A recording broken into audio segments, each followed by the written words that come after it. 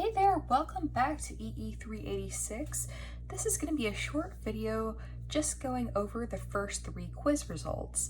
You will have the solutions posted on Canvas, but I thought it would be a good idea to just talk through the questions and kind of review why the answers are what they are, and that'll probably give you a good idea if there's any kind of doubt or question as to what's going on with a particular answer. So let's start with quiz number 1. So generally I have about 5, 6 or so questions in a quiz, not including the academic honesty click button question, but I think that's pretty much a good amount. And as we go through these quizzes, don't feel bad if you got an answer wrong that is, seems pretty obvious. We do go over all of this in the lectures. These answers do come directly from the lectures, but these are, unfortunately, they sometimes come off as a little bit tricky when they're in a kind of Canvas short answer or multi-answer kind of format, multiple question, true, false kind of thing. So don't feel bad. I don't know why that is, but that does seem to be the case. Now, they are only worth a small percentage of your grade, so this isn't really meant to be a, say, hard, you know this or you don't kind of thing. It's a quick little quiz yourself if you took this away from the lecture, and then you know what you might need to go back and review if, later, and that kind of thing. Okay? Alright, so we'll get started with quiz number 1 and question number 1. So the first question on this quiz was the general solution of a system modeled by a differential equation is plotted, and I gave you a selection of answers. And the answers listed were versus the time axis, versus or on the complex axis only if it is stable, and multiplied by the lambda values. So the key elements of this question are general solution. So the general solution is the y of t solution. That is when we were looking for the lambda values, the system roots, we can pick one of the 3 or a combo of the 3 types of general solution. So you can see it's going to be an equation of y of t, so it's going to be a function of t, so that gives you a big hint.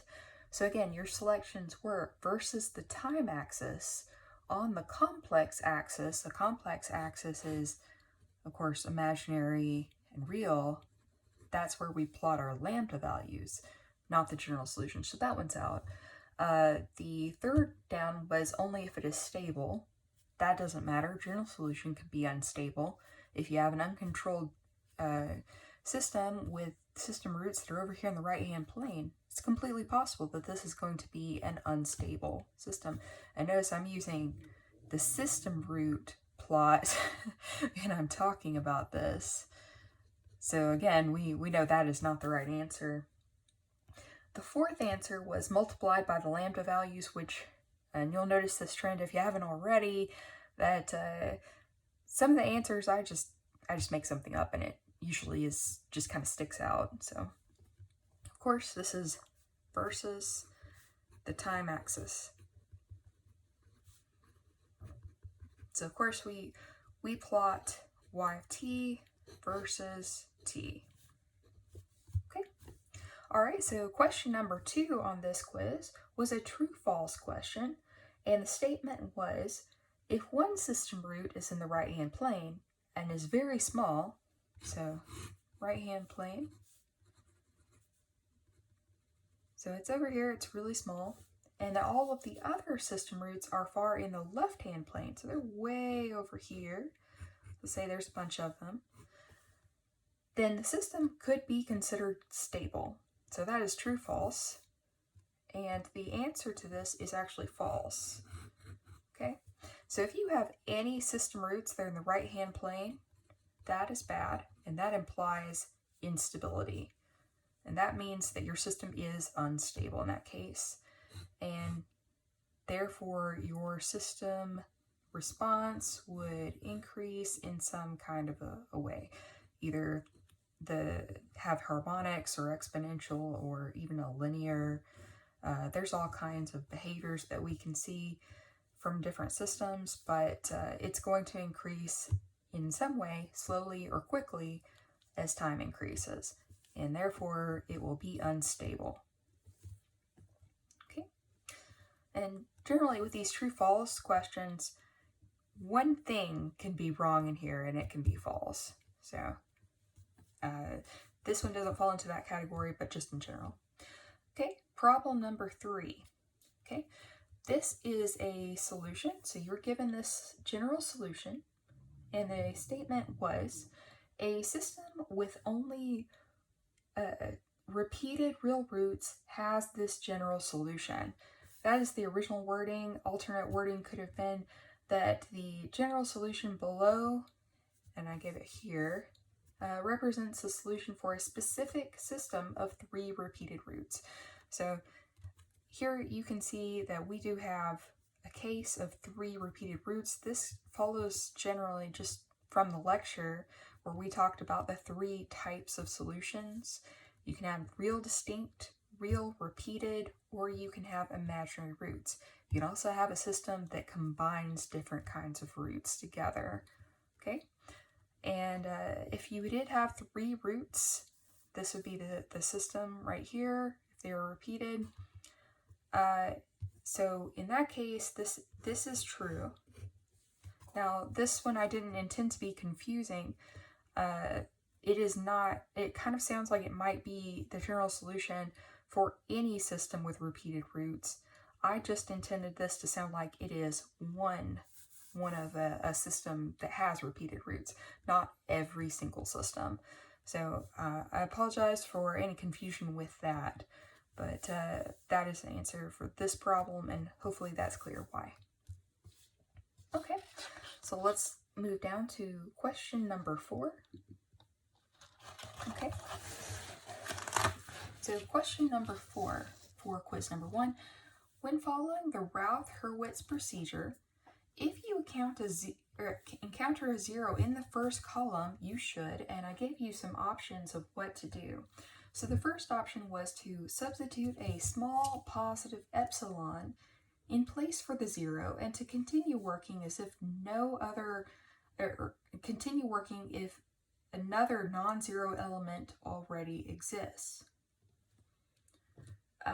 The other option was to add a reference value of a large positive epsilon to each element in the first column. So we never did that in any example we did. We didn't add epsilons to every piece of the first column, so that one's out. The third option was to assess the system simply as unstable. If we see a 0 in the first column, we simply say, oh, that's unstable, we're done. A 0 in the first column always indicates instability. That's the rest of that statement. So we didn't do an example like that. We did an example, or at least one, of a 0 in the first column, but we didn't call the system immediately unstable. You have to do a bit of evaluation. So obviously, seeing a 0 and then saying, oh, that's unstable, that's going to be wrong. Okay? The last option was to factor the terms above the 0 out and work the problem assessment with the remainder of the array. So I kind of made that up. To me, that doesn't really make a lot of sense. So hopefully that one stuck out to you as well. So here, the first option was the correct one. So we assume that we will substitute a small positive epsilon in the place of that 0, and that way we can continue working down and fill out the rest of our first column. Now at the very end, we will evaluate as that goes to 0. So we're going to try to kind of undo what we've done with that, and we can assess where the sign change will take place. Okay, so that was the correct answer, the first option. Okay, question number 5 has to do with marginally stable systems. Okay, the thing we know about marginally stable systems is that they're not necessarily unstable by the traditional definition. That is, they don't increase outside of a bound. And they are not stable. That is, they don't directly decay as time goes on. So they pretty much just stay within a bounded region. So we can say something like a sine wave would be a really good example of a marginally stable system. Of course, this occurs whenever we have a pair of imaginary roots that are on the imaginary axis. So if we were to plot on our complex plane a pair of imaginary roots just like that, this would imply that we've got a marginally stable system if there are no other roots involved. Okay, so the question for this was kind of like a complete the sentence kind of question. So the statement was a marginally stable system, and then you had your options. So option number 1 was does not decay to 0 as t increases but stays in a bounded region. So immediately that follows exactly what I just said. So that was the correct answer. And the second option was it grows extremely slowly with respect to increasing t, so it shouldn't grow. If it's marginally stable, it stays in that bounded region, it doesn't exit that, so that one's not right. The third option was marginally stable system is dramatically unstable. Of course, that doesn't really make sense. If it's unstable, it shouldn't be marginally stable, right?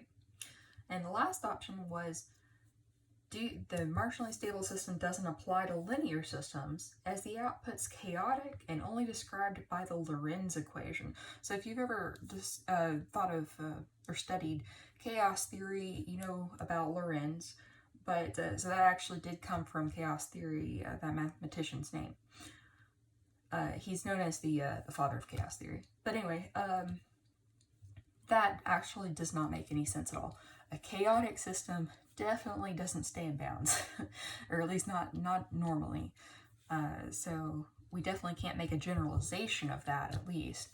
So marginally stable system, bounded region, you're good to go.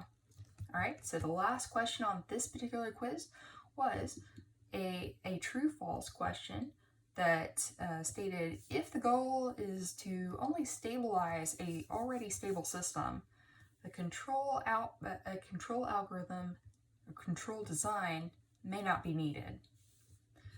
And so that was true or false. So this was a really good example of you need to pay attention to the statement.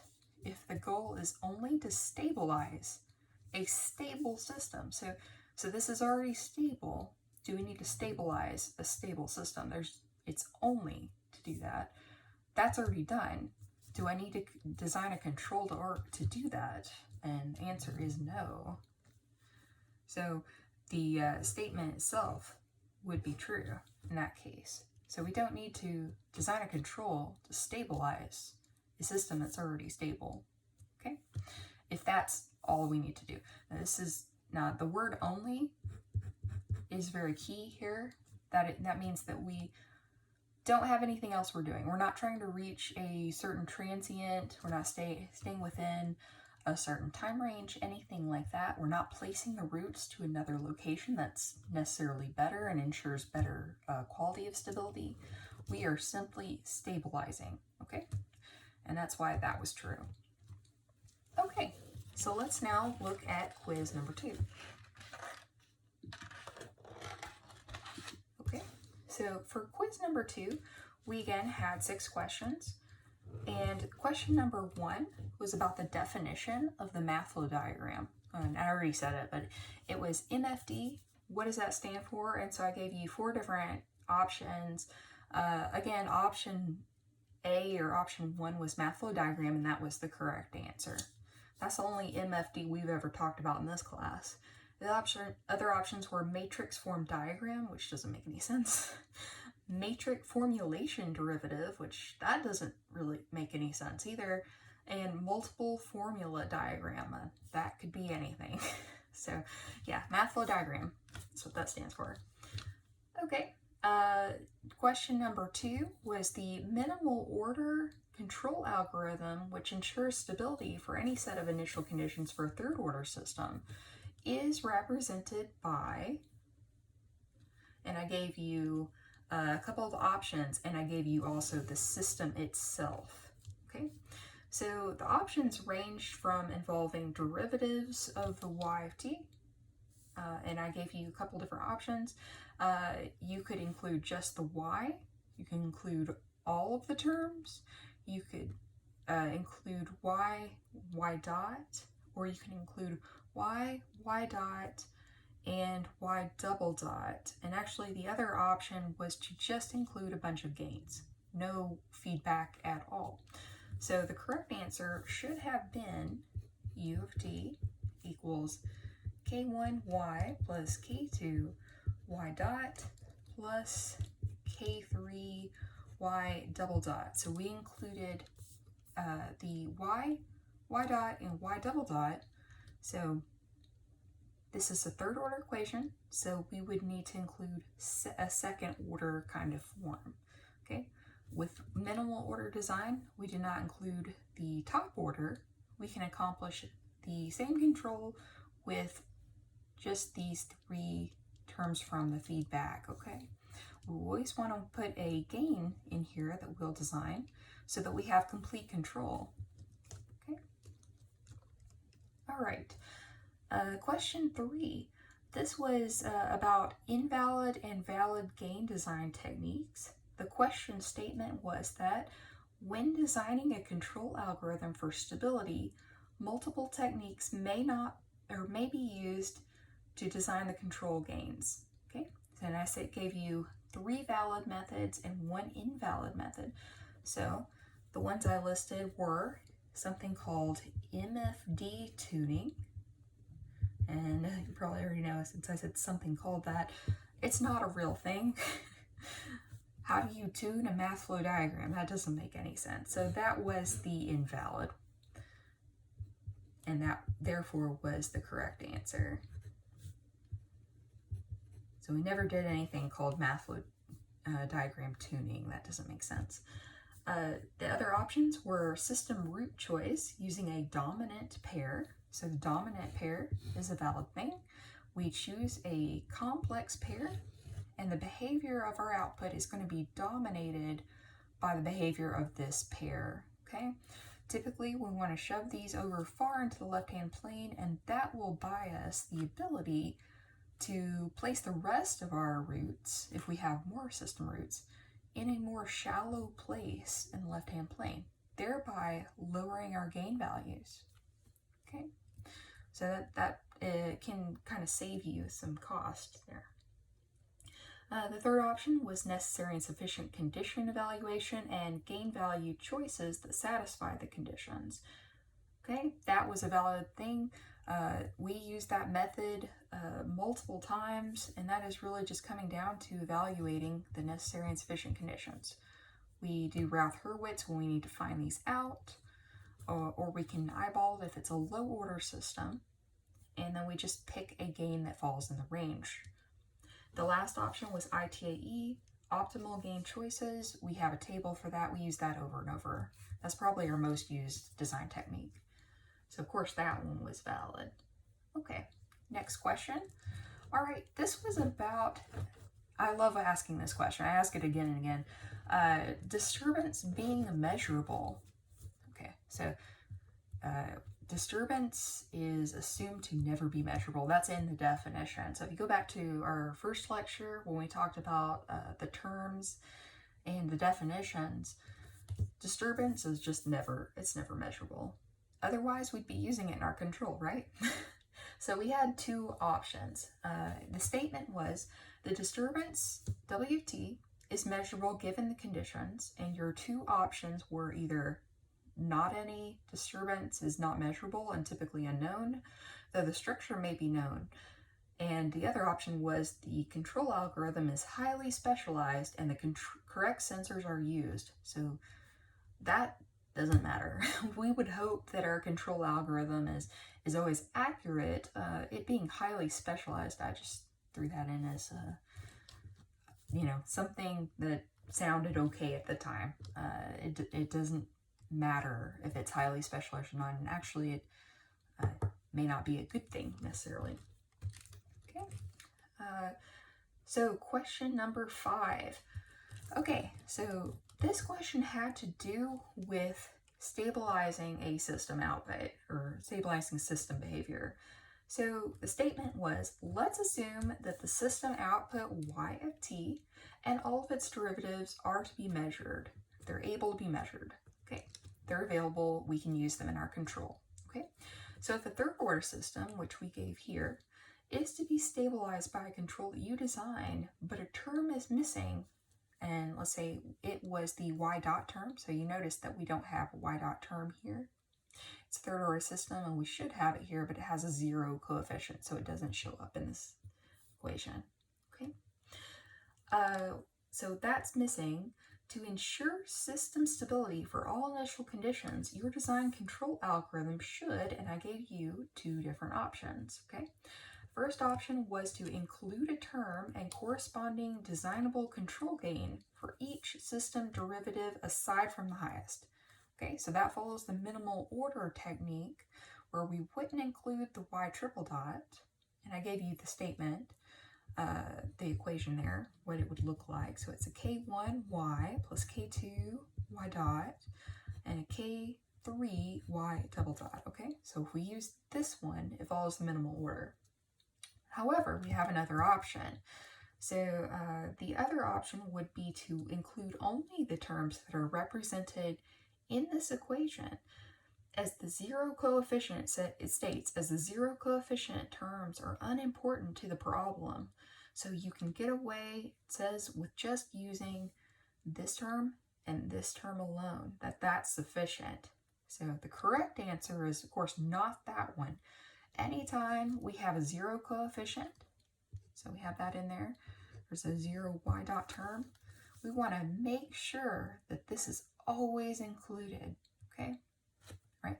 So it does not apply to anything that, we can't pretend this is a 4th order and then include a 4th order term out here, or a 5th order and include the 4th order.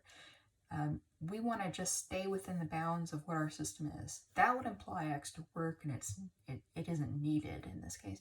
But we want to make sure that we always include all of the terms below our highest order term for the minimal order design. Okay, that ensures we have control of the system. What would happen if we left this term out? Well, we would see that our system would not be stabilized. Okay, if you plug that into Simulink, you would see that immediately. Okay. All right, the last question on quiz number 2 has to do with stabilization. Okay, so in this question, you are designing a control to stabilize a system, and that means that the system response y of t goes to some set constant value, a non-zero constant value that is chosen by you, the control designer. And I put in parentheses on this, be careful and consider our definition of stability. Okay, and this was true or false. Okay, so our definition of stability is always, always, always in this class that we go to 0 as time increases. Not some non-zero constant. So the word non-zero should have stuck out to you. For stability, that's just not the case. And in the case that you're allowed to choose C, well, this sounds a lot like a set point regulation problem, but we don't, for stabilization, we are actually stabilizing the system response itself. So it should go to 0, therefore this is false. Okay? All right, so now let's move on to quiz number 3. Okay, so for quiz number 3, again, we have 6 questions. That does seem to be the ideal so far.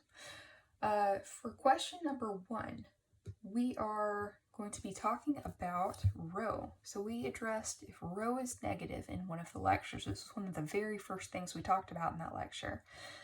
So rho for the second order canonical form. If it is positive, that implies that our system is stable.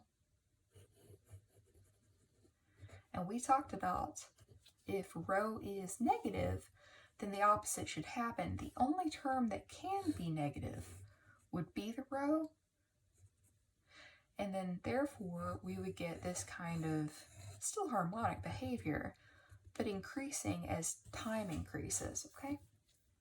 So the question reads, in a second order system, if rho is a negative value, the system equation decays to zero quickly, okay? And it's a true-false, so of course the answer for that is false. We don't decay to zero if we have rho being negative, okay? All right, and of course the other term in that equation, if we're talking about the second order canonical form, which is this right here, okay? The only other term in here that has a value assigned to it is this omega sub n, which is a frequency. So that can't be negative by definition. That's like saying time is negative. We really can't do that here. So in the canonical form, rho, the damping factor, that's the only thing that can be negative, possibly. Okay. If it's negative, you can even examine the necessary sufficient conditions. We did that in the lecture, so yes, false for this guy. Okay, question number 2. When a disturbance is present in the system equation, and this is a true-false as well, where the disturbance is derivable m times, so we can take the derivative m times of this disturbance structure, and then it goes to 0 or 0 almost everywhere if it's stepwise. So I left it ambiguous there, but this is what you know, this is what you're looking for, okay? The control algorithm should include, in this case, an additional m terms, so m total terms out here. And they contain successive integrals for stability. The nth term, the last one right here, should contain m integrals itself. Okay, so this is the structure we're talking about. We're not talking about the stabilization part, just the part of the control that is dealing with the disturbance for us. Okay, so the true-false statement comes in at the end. So is this statement correct or not? So this is indeed the way that we would design our control algorithm to deal with disturbance. So yes, this is a true statement. Okay, this is the way that we design it. Okay, look for the derivable amount, or the times you need to derive the structure of the disturbance for it to go to 0 or 0 almost everywhere. We treat it the same way. And then once you have that value m, how many derivatives it took to do that, you will know the structure of your disturbance portion of your control. So we have that US plus UD. UD is this portion right here.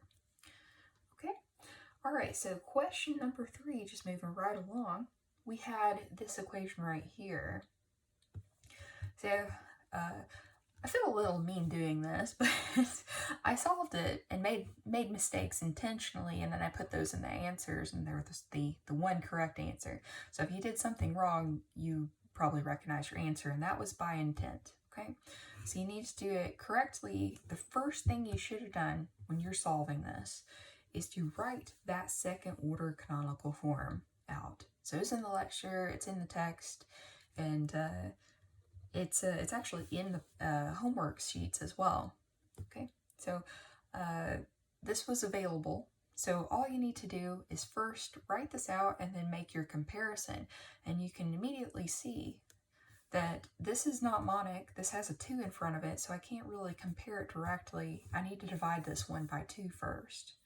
So I would take y dot dot, and I'm just dividing by 2, y dot plus 25y equals 0, okay?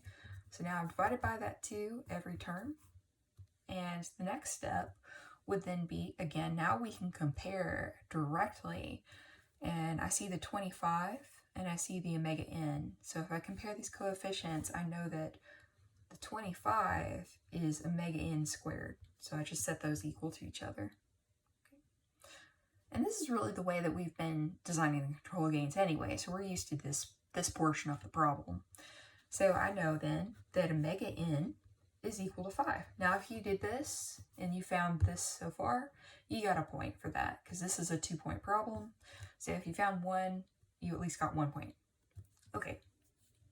For the canonical, for the damping factor, for this rho value, we now have a 5 equal to a 2 rho omega n. So I have 5, and that's equal to 2 rho omega n. Now I already know what omega n is. It is 5. So I have 2 rho times 5 equals 5. So these cancel out, and I've got 2 rho equals 1. Okay, so now if I divide through by the 2, there I get rho equals 1/2, or 0.5 if you were looking for the answer that corresponded with that. Then you would have found the 0.5, and that was one of your options. Okay, so the rho is 0.5, and the omega n was 5. Okay, next question, number 4. This was a true-false statement, and this had to do with just generalizing how to draw a math flow diagram, okay? So the statement here read, consider an nth order, undisturbed, uncontrolled, and unstable system process, okay? So we've got an nth order system that we're dealing with. The math flow diagram of the system requires a minimum of, and I put in bold, n-1 integrators for proper representation. This was true-false, okay? All right, so, and I put true is this statement is correct, and false is something is incorrect, okay? So, of course, you can test this out real quick if you wanted to say, well, you know, I want to deal with a very, very simple system. Let me deal with a, like, say, second order system. And I'm just going to do that right there, not even any other term. So this is the double integrator. So by the name, actually, it tells us we need 2, right? So we integrate, we start out with our y dot dot, and y. So it takes 2 integrators to get our system output y of t. And 2 derivatives right up here, okay? So nth order system, if you did a few more of these, you can do first order, you can do like third order, and then you should see the trend. Nth order unstable system, it doesn't matter if it's stable or unstable, it doesn't matter. Nth order system should require n integrators. So this was actually false. Okay, not n-1, but n. All right, last 2 questions on quiz number 3. So number 5 had to deal with disturbance. And so for this question, we assumed that we had a disturbance that had a sine kind of structure, okay? So I gave you the disturbance explicitly except for this frequency modifier right here, alpha, okay? So the statement read, if disturbance, given here, the control algorithm u of t must include the disturbance signal directly since the sine component does not decay with respect to derivation. And so, for example, and I gave you a u of t equals all of this stuff, and it included disturbance w directly, okay? And I said before, I really like asking this question. It shows up in different forms. This is the same question, really. So it was a true-false, and of course it was false because we can never include our disturbance directly unless we are estimating it, and that's actually not the disturbance, that's an estimate of the disturbance in that case. So you should never put W directly into your control, okay? Because if you can do that, you would always do that. That would be the best thing to do to get rid of disturbance. So we can't do that. All right, so the last question had to deal with the definition of error. Okay, so that's something we've talked about, and really, if you knew error, we always write this out. It always looks the same. E of t is y desired minus y actual. Okay, and then we just substitute what we have in here. So y actual is always our system response, and our y desired here is either our set point or our command signal, and whatever we want to get to. Okay, and it actually falls apart to the stable case if you use a 0, if you want to stabilize to 0. Okay. All right, so your options were E equals y derivative minus y, which is just using the output directly itself. That's all it is. Or E is y desired minus y actual that we wrote here, so that was the correct answer, the second one. Or that y desired plus y actual, so that's wrong because the sign is wrong. Or E is y derivative minus y actual, so that one involves a derivative, not the output itself of the system. So the correct answer was, of course, the error is defined as the y desired minus y actual. Okay, all right, so that's every quiz question from quiz 1, 2, and 3. So I hope that was helpful. All right, and I'll see you in the next video.